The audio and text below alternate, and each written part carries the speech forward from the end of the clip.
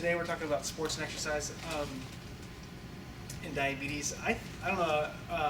I don't work with women who are pregnant, but I think that diabetes and exercise is probably the second most challenging thing to deal with in diabetes management, aside from pregnant women, because their glycemic control needs to be between 60 and 90 1 hour after meals.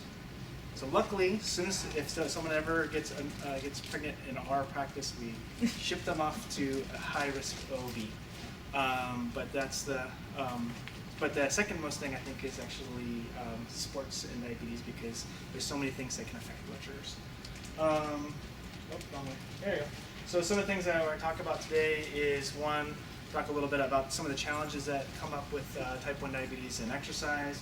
We're going to talk a little bit how the body reacts to diabetes. And kids with diabetes are not aliens.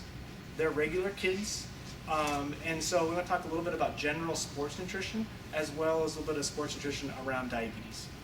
And then we're going to go into some tips about how to better manage blood sugars so you can have peak performance in all your athletic endeavors. I like to say diabetes can't necessarily make you a better athlete, but it can sure make you a worse athlete, right? Wrong direction again.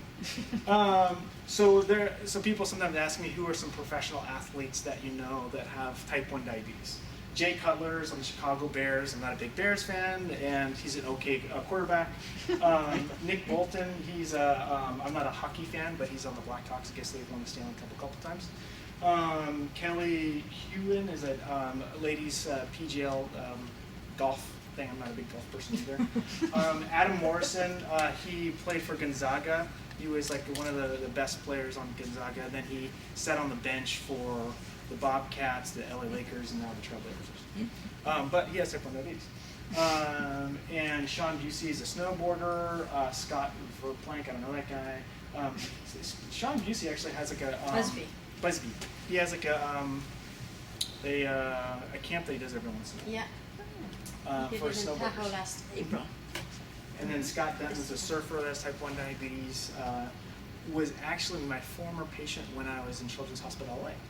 You can divulge? Yeah, well, he admits that too. Okay. And he's no longer my patient, and and I don't work there anymore, so it's all good.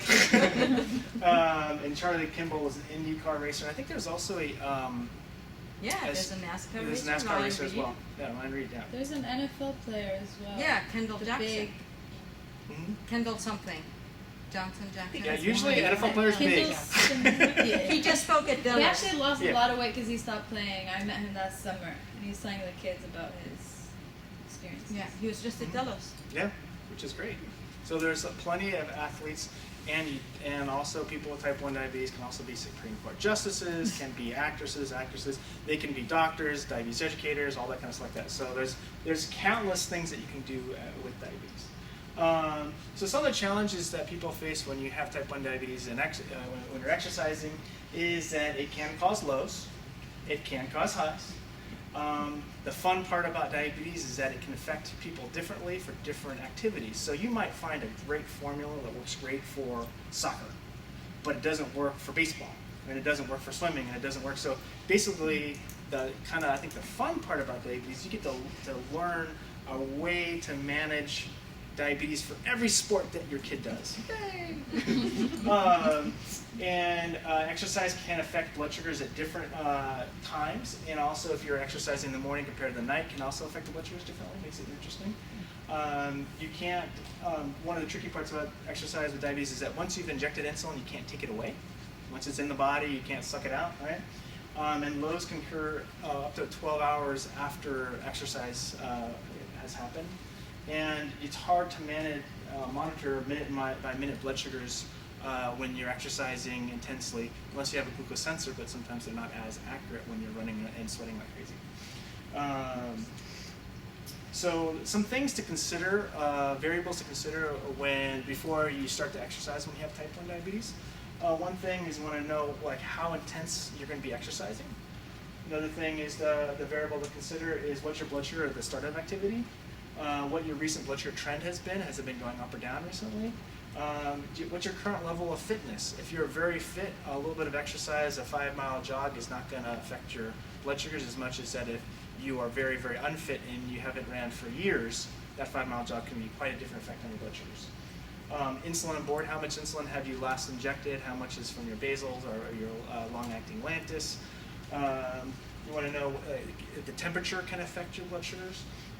Recent illnesses can also affect how your blood sugars react in exercise. If you're a woman that have a menstrual cycle, that can also affect the blood sugars. The time of day, if you're exercising at breakfast, morning, or night.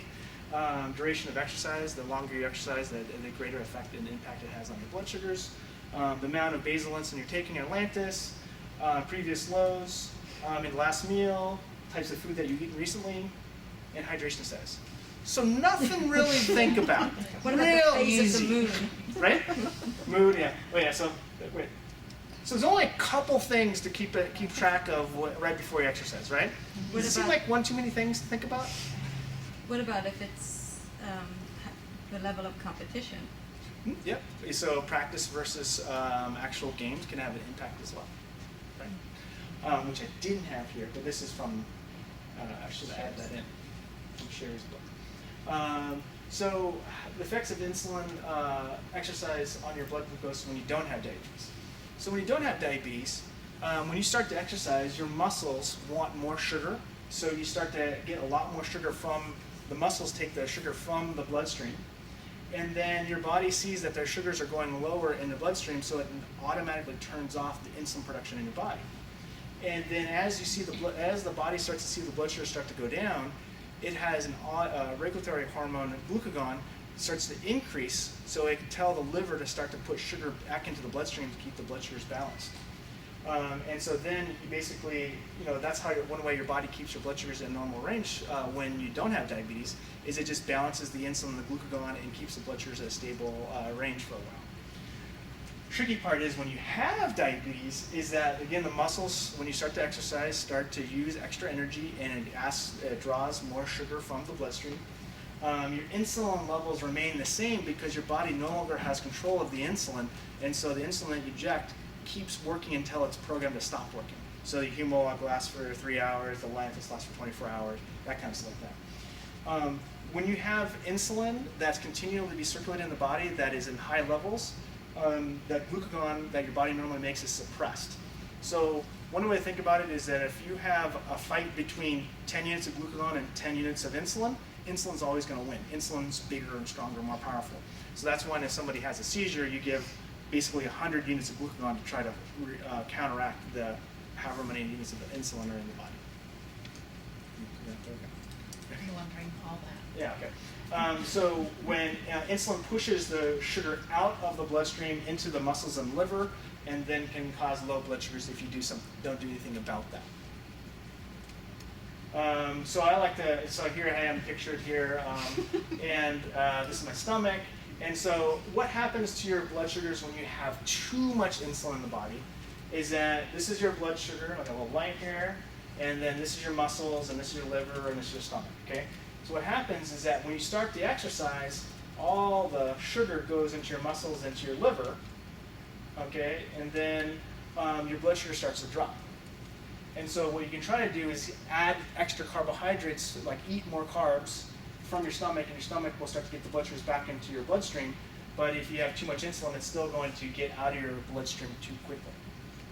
If you have not enough insulin, you might have plenty of sugar coming from your stomach or your liver, because when you don't have adequate insulin in your body, then it does no longer suppress your glucagon, and so your glucagon in your body tells your liver to release sugar into your bloodstream. So you have sugar coming from your stomach and your liver, but then since you don't have any insulin, the insulin can't get the sugar from your bloodstream into your muscles.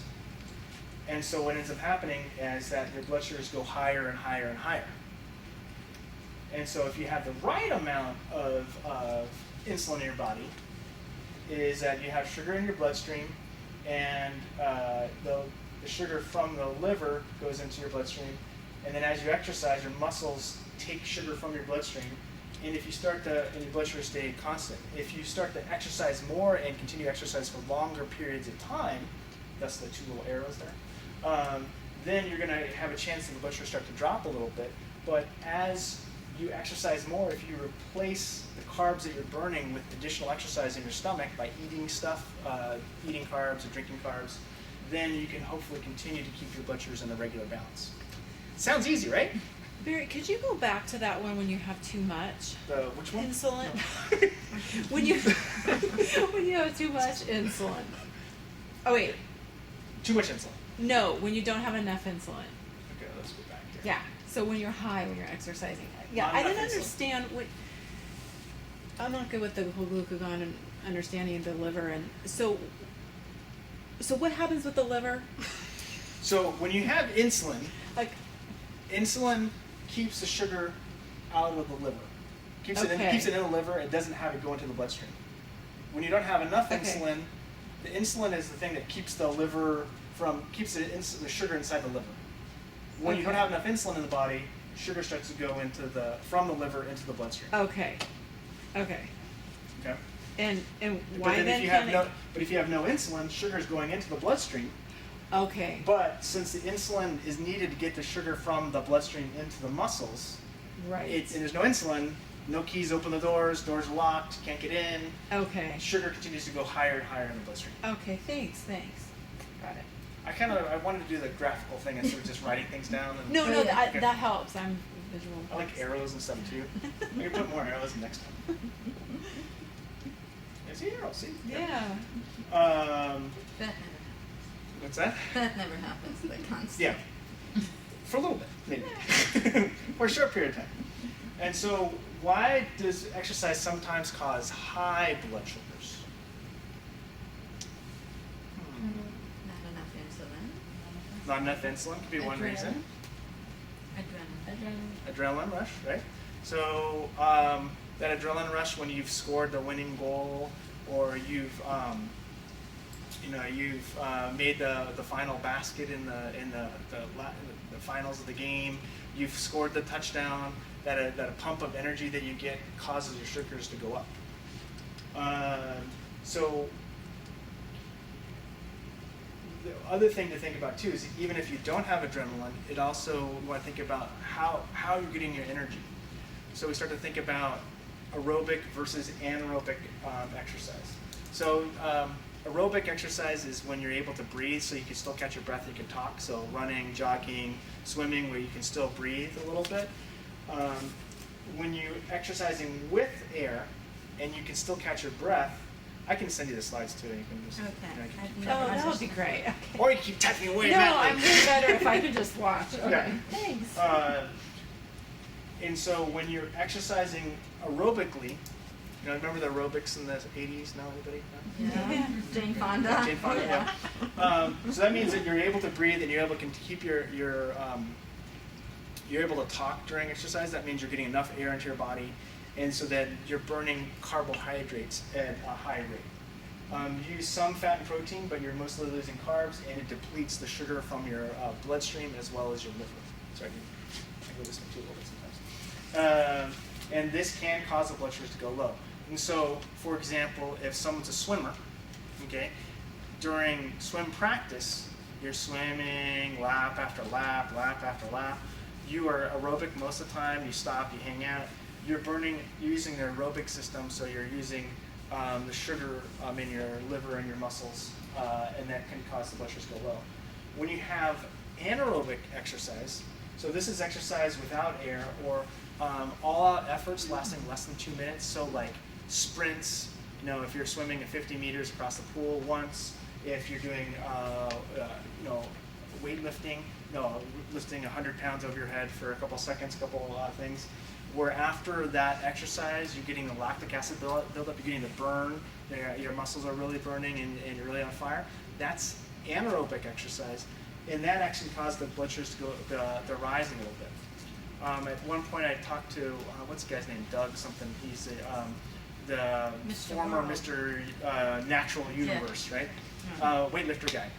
And what he said he would do, because he knew how the system worked, is that when he would he would be on the treadmill, his blood sugars would go low, and when he lifted all his thousands of pounds of weights, his blood sugars would go up. So he would check his blood sugar before he went to the gym, and he got to the gym, and if his blood sugar was on the high side, he would hit the treadmill for a little while.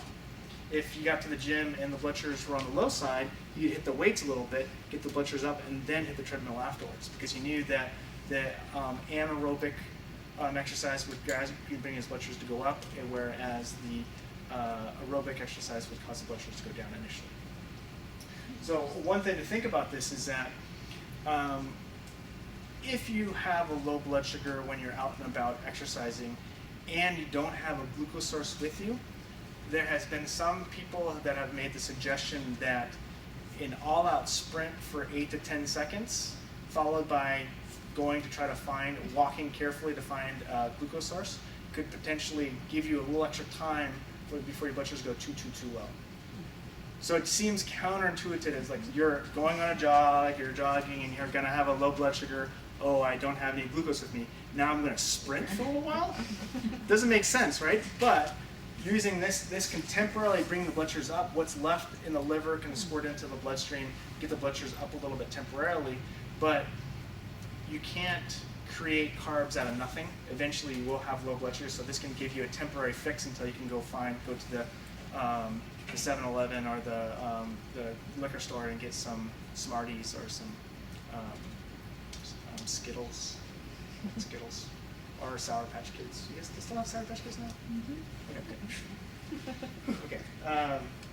That would be sad if they didn't have Sour Patch Kids. So developing an exercise plan, and so for each sport that kids are doing, I encourage you to kind of try to develop a strategy to figure out what's going to work for that particular kid for that particular exercise. A lot of professional athletes that I've read about and talked to will say that they have a game plan for a game day where they eat the same amount of stuff, they do the same thing, they have this very kind of almost ritual that they do before their big games because they know it works. And so they eat this kind of thing. Like I read an article about Adam Morrison, who's the basketball player who kind of bounced around the NBA for a while. Oh, sorry, that's a pun, huh? Is that he would he'd be on a pump. He'd take his pump off 2 hours before a game. He would eat a 8-ounce steak and a 6-ounce potato, 2 hours before the game. Give a full dose of insulin for that, and then he would check several times during the game, and then give spot doses of insulin with an insulin pen if needed. But he had this very set regimen that he would always do every single game for game day, where he had different things for practices. And so that he knows that if he was doing his set regimen and set plan and it was working, he'd keep doing it. So, and if he had low blood sugars or high blood sugars during that particular game, he's like, okay, what did I do differently? How can I make it so it works better? So having kind of a set plan can actually be very helpful. And of course, it's good to check before, during, and after. It's a good idea to try to have a similar food plan. So like even people without diabetes and competitive sports, it's a good idea to not get creative with your meal right before a big event. So I do triathlons. You don't want to go have a breakfast burrito, a chorizo breakfast burrito right before a big race, because you don't know how it's going to sit in your stomach too well. For me personally, every time I go do a race, I have a cinnamon raisin bagel with a little bit of jelly on it and a banana. I know it's going to work. It's not going to cause me any problems.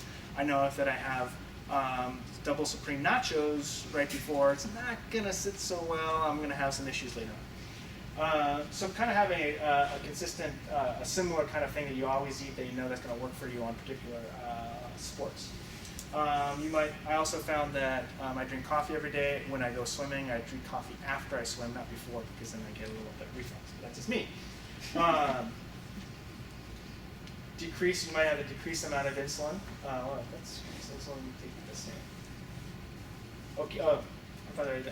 So decrease the insulin the same amount. So if you're making adjustments to your insulin doses, try to consistently decrease your insulin doses. And if you're on a pump, decrease the basal rate the same. And if you find that if you're changing the basal rates on a certain percentage and it's not working, change it up or down and try to see if it works a little bit better. If you're on shots, then think about decreasing the amount of insulin before meals by a certain percentage, or some people will give extra carbohydrates without insulin right before meals so that they hopefully keep the amount of insulin in their body and the carb amounts consistent so the blood sugars don't go too high or too low. I think it's really good idea to, like when people are first diagnosed with diabetes, we want you to log your blood sugars, what your blood sugar at breakfast, what's at lunch and dinner, all that, and how much insulin and how much carbs you take in. It's gonna get to be a drag over time, right? So think about doing it just around times, like targeted logging around times where things are not going so well. If you're having difficulty around sports, check the blood sugars before, during, and after. Keep track of what you did. Like, okay, I had a bagel with cream cheese, I had this much insulin, I did these things beforehand, and scored a bunch of goals, and we won this big soccer game. Blood sugars were great afterwards. Or you did all these things and everything went horribly wrong, blood sugars were sky high later on, it didn't work at all. Okay, scratch that plan, let's do something, so let's not redo that same thing over and over again the next time. And then once you've kind of written down what you've done and it seems to kind of work, remember that, keep track of that plan, and then keep using that time after time for that particular sporting event.